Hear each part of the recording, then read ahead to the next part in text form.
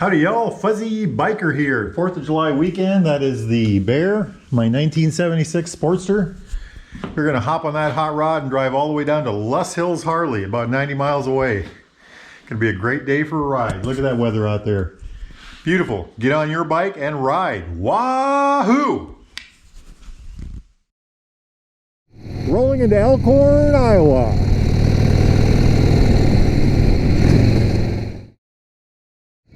A lot of neat stuff in this little town.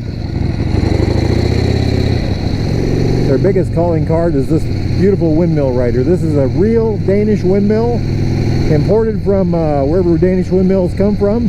Came in a couple semi trucks and they put the whole thing together. I think that was 75 when they got it completed, and it actually works. This here is a recreation of a Viking home. I think from the years like 500 or 700. Sod roof. Just a really cool thing. Oh, it looks like it's open today. Isn't that neat? Beautiful, beautiful, man, beautiful. Alrighty, we're rolling into Shelby, Iowa. Look at the top of that garage there. You'll see what we call the fat lady.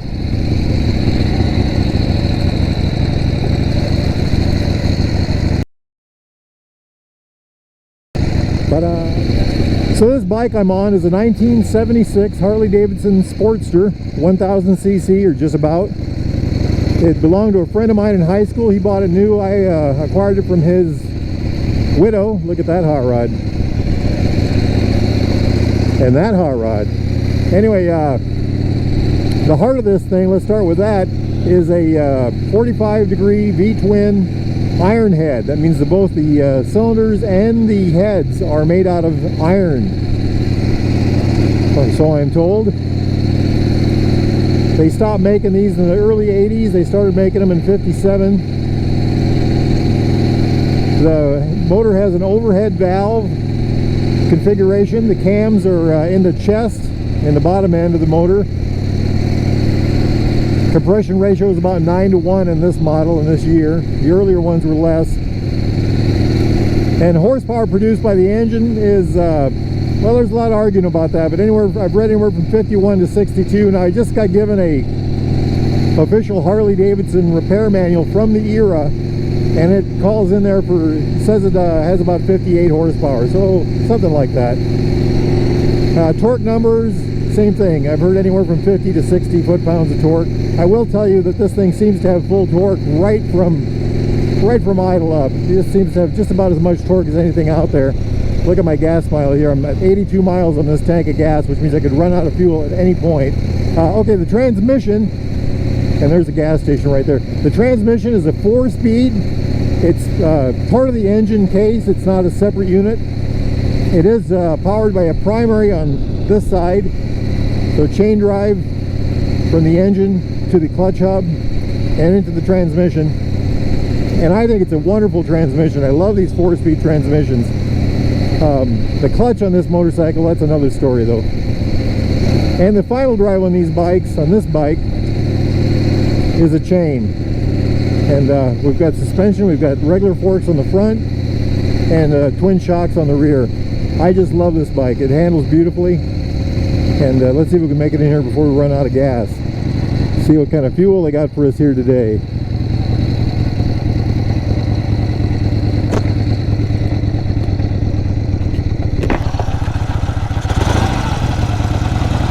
Oh, they do have 91. And we will take that. All right, I'll catch up with you all in a minute.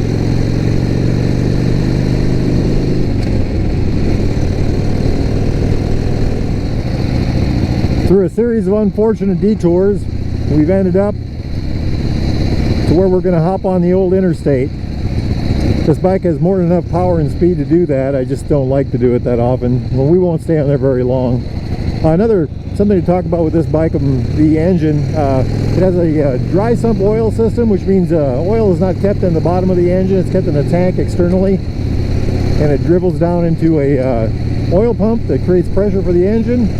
And then a secondary oil pump scavenges oil out of the bottom of the engine and sends it back to the pump. Another uniqueness is the ignition system is a point system on this bike. Like a mechanical switch that turns on and off to collapse the electronic field in the coils to create spark. Council Bluffs. We are on I-80 going west, and we would like to get on 29 south towards Kansas City. Here we go. We are right around Council Bluffs. Over the river, which is just straight ahead of us a ways, is Omaha, Nebraska. The old bike runs great. A couple other tidbits about this thing. It weighs between 450 and 550 pounds, so I call it 500. It has a 55-inch wheelbase, which is a nice, nimble, nice short wheelbase. I wouldn't call this bike nimble, but it does handle very well. Other things about it is Sportsters have a very good even sitting position. You kind of sit right in the crotch of where it bends between front and rear suspension, so it's pretty darn comfortable. And the bikes also, they actually handle relatively well. Okay, another 20 or so miles and we will be at our destination. Wahoo! Every week they always seem to have some sort of party there at Loess Hills every Saturday. This is 4th of July weekend, so okay, here we go. 35B. Exit 35B. That was about 28 miles of interstate.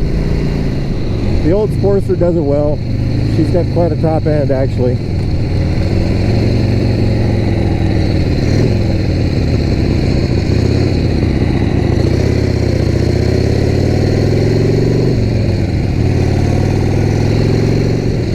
This was all underwater here a while back, a couple of years back, and so all these gas stations, everything is new. Hey, look at that. $4.39 a gallon for fuel. That's darn good.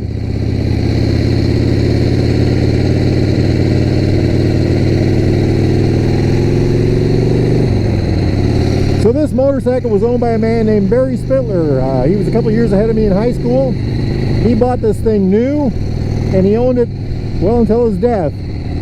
I bought this motorcycle from his widow. Barry and I were good friends. Barry was good friends with everybody. He's one of those kind of guys. When I bought this bike from his widow, it had been sitting for roughly 18 years, we figured. We think he did some maintenance on it, new back tire, new back brakes, and the starter went out and he kind of pushed it in the corner and rode some of his other motorcycles and just never got back to this thing. Anyway, we got the bike, and with the help and expertise of a good friend of mine, Gail, in the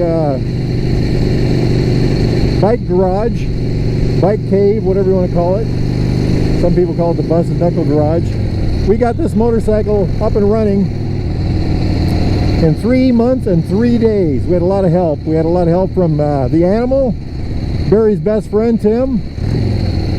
We had a lot of help from Black Rose Harley-Davidson machine shop. And we had a lot of help from Butterfield Motorcycle Parts. Yeah, there's not as many bikes here today.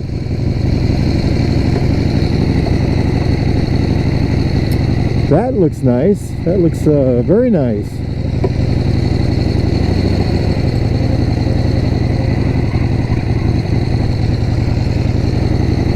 See what we got around the corner here. Hey, they got that section coned off. Too funny, too funny.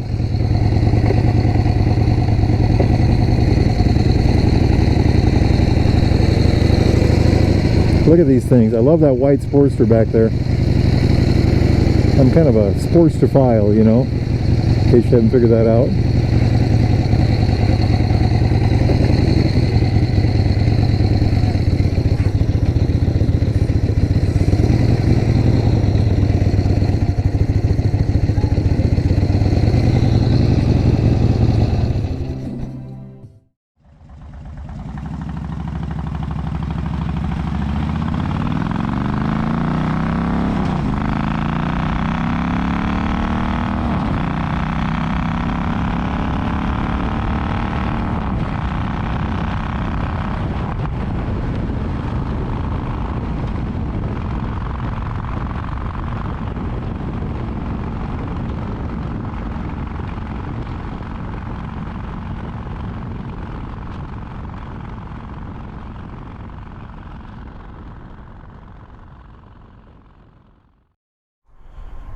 Alrighty, we are here at Loess Hills Harley, and it's the end of the day. I think I'm gonna see if I can get this little hot rod to start up. If we're lucky, it'll do that. And hit the highway and head home. Okay, let's see what happens. It's always a gamble with these things. Do a little choke there.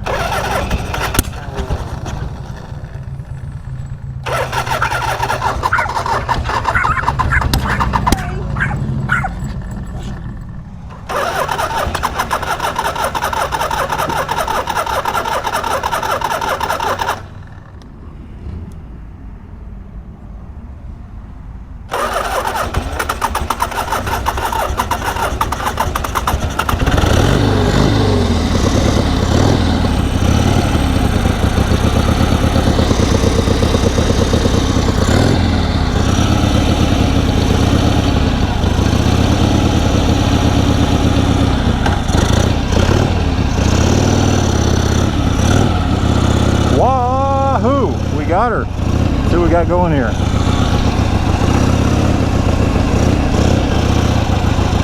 Take a look around the parking lot before we roll, huh? Look at these hot rods.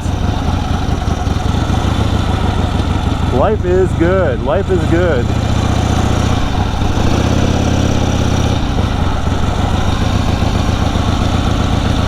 Check it out. Check it out. Rolling art. Absolutely gorgeous machines. Wow, look at that red and black one. Got two of them red and black. Okay, let's hit the road. Wahoo!